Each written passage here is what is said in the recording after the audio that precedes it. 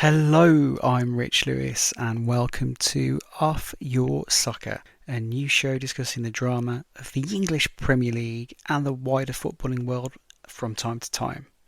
When the league gets underway in about a month's time, I'll be reflecting on the week's flashpoints. But for now, we have a feast of transfer activity and financial shenanigans to keep us entertained. Or perhaps not so entertained in the case of Everton.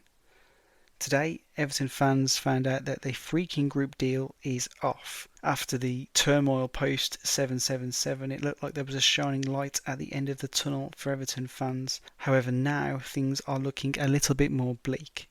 That being said, it is pretty difficult to gauge at the moment just how bad the situation is in reality. A lot of reports would have you thinking it's pretty much the end of the world, and Everton are now going to have a fire sale, sell as many players as they can, potentially a looming threat of administration insolvency. But other reports suggest that because of the recent influx of short-term cash from the freaking group, things aren't so bad for now, and there's a chance that Everton can regroup.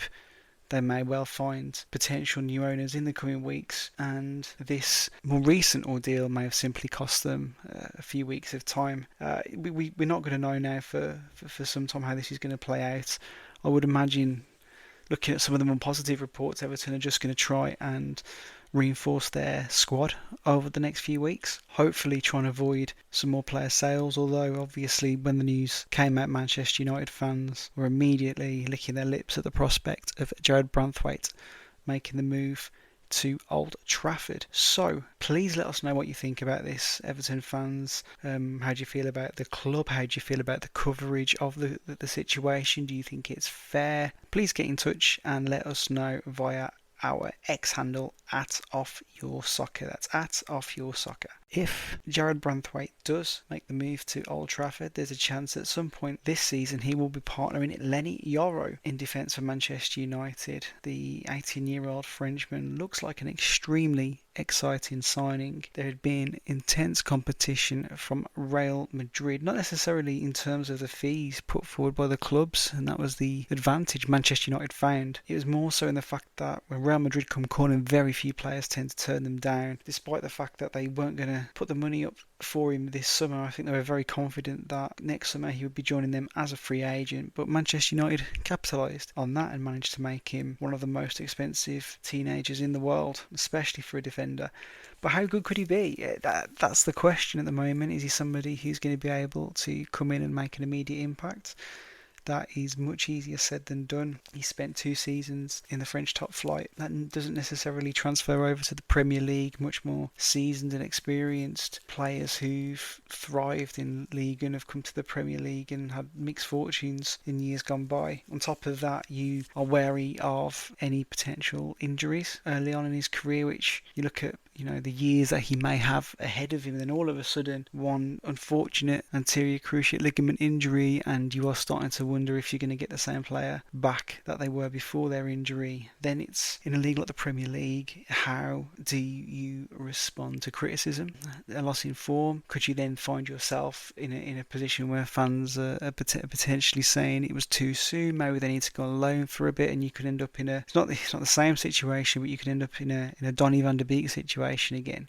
But on the more positive side of things, a lot of the reports would suggest that you're looking at potentially another Rio Ferdinand, somebody very comfortable on the ball, great at bringing the ball out of defence and starting attacks. In his earlier years at United and pre-United, that's one of the things that Rio is famous for, and I think you can see some of the similarities with Lenny Yoro, and it was very interesting that Rio Ferdinand was used to help facilitate that move. I think he was a bit of a cheerleader for United. What do you think, Manchester United fans? Just how good can Lenny Yoro be? Please get in touch via @OffYourSoccer on Twitter. Now, one person that Lenny Yoro will not be partnering at the back for Manchester United is Raphael Varane. It looks like he will be joining Cesc Fabregas at Como as part of what feels like to me one of the more fascinating stories in European football at the moment. Now, obviously, this is where the Premier League and beyond part of the show ventures much more into the beyond. However, the project at Como has a very familiar Premier League flavour to it. In addition to Raphael Varane and the fact that Cesc Fabregas will be the coach next season, former Premier League stars Pepe Reina and Alberto Moreno will be joining the Como Revolution. On top of that, you've got the very experienced Andrea Bellotti coming from Roma, Pau Lopez coming in from Marseille, Iraqi-born winger Ali Jassim also joining from Al Qaraba, and they will be joined by the Brazilian winger Gabriel Strafeta, who had a brilliant second half of the season at Como, according to reports. Obviously, I'm not going to claim to be any sort of authority on the side, but just looking at some of the transfer activity that they seem to be doing this summer makes them a club to watch out for, I think, next year. You know, you could look at some of the names mentioned there and look at the age profile of them, and if that could potentially be an issue for them. But if they're there to sort of strengthen the characters and personality in the dressing room, and they're accompanied by some, you know, younger, more energetic signings, you think you could get a very good balance there of experience and youth, and potentially they could do something very interesting next season.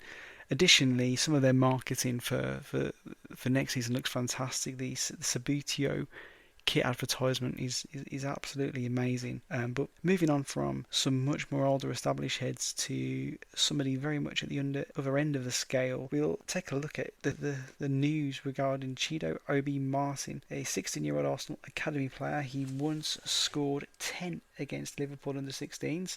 Slight caveat there though, Liverpool did have an outfield player in goal, I believe, for I think it's possibly the whole game due to an injury. This evening it's been widely reported that he has been looking at other clubs and will not be staying at Arsenal. A very highly regarded young player, and he has been spending time at Manchester United's training ground this week. We would love to hear from Arsenal fans regarding Chido OBI-MARTIN. I will admit, prior to the last couple of days, he's not somebody I'd really previously come across. I do remember seeing the story about the player scoring 10 goals against Liverpool under 16s, but the name hadn't stuck at the time. But are you gutted about this, Arsenal fans? Do you not mind?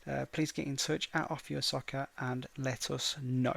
So, yep, it's just a short one to start off. We'll have plenty more coming up in the coming days and weeks, just picking out a few of the stories that crop up every day, and hopefully we can get some questions and feedback from all of you out there, and we can get stuck into some of that. If there's anything else that you'd like to listen to, again, at Off Your Soccer is the place to get in touch via X, and I will speak to you all soon. Good night.